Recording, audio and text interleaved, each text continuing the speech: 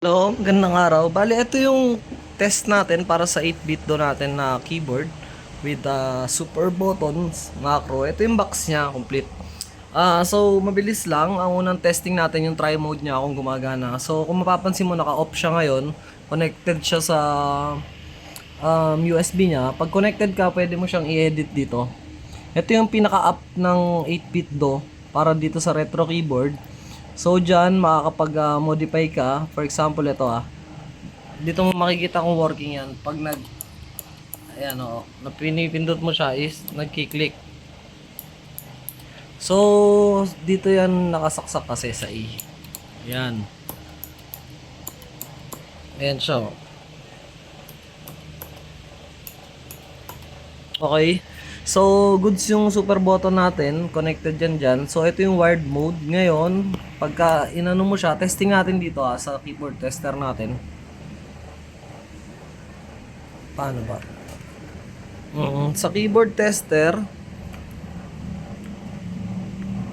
ayan, pag nag-spacebar ka, pagka tinugo 0.0 mo siya, ito yung dangle niya, nakakonect. Ganun pa rin. Ayan, paki-zoom na lang ako para makita nyo. Then, so, pag bin-bluetooth mo siya, nakakonect na rin to sa bluetooth ko, dyan sa laptop natin. So, makakapag-type. Alam ko na, dito na lang sa notepad. All buttons working to. Medyo malayo lang yung setup ko. So, I think ito okay na to. So, ulit, naka-bluetooth mode tayo. Naka-bluetooth mode. Yung volume natin, testing natin yung volume. So, ayun, kita mo sa upper left, ayun ayun yung bottom volume knob niya. True Bluetooth yan So, true Bluetooth, type natin. BBB na lang, BBB. Bluetooth. Ay, walang E. So, yun yung Bluetooth mode niya, responsive din. Then, sa off naman, yung wired mode niya, wired natin, ayan, wired. So, next natin, i-ano natin yung knob. Ayaw mag-auto focus. Yan, yung knob natin sa 2.4. Yan naman yung dangle. Yung kanina pala, yung Bluetooth na yon connected yun sa, sa laptop ko. Nailink ko na siya. So, ngayon, sige, i-ano natin yung 2.4. Ngayon, itetest ko lahat ng buttons para dito sa keyboard tester. Ang date ngayon, March 11, 2026. Ine-request to nung potential buyer natin, but this will serve as my test na rin also dito sa unit.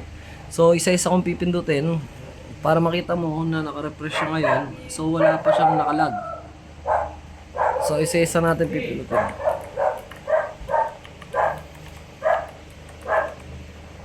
Okay. Nagpindot lahat, nag-green. So, dito naman sa 1. Lahat to, ma'am. Anyway, money back guarantee naman ako if ever lang na may issue. Pero so far, wala namang lumalabas na issue. Wala pa akong client na nagbabalik sa akin. Pasensya na, nawawala ako doon sa ingin na aso. So, tinetest natin ngayon lahat ng buttons.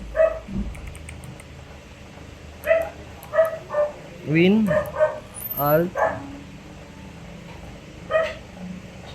then yung controls, ito muna ang arrow keys. Ay, nagpindot siya dun.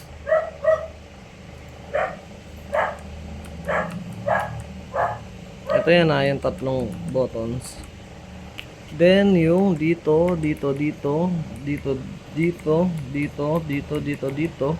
So makikita mo lahat yan na green nung pinindot ko. So yun lang, 4 minutes video. Maraming salamat.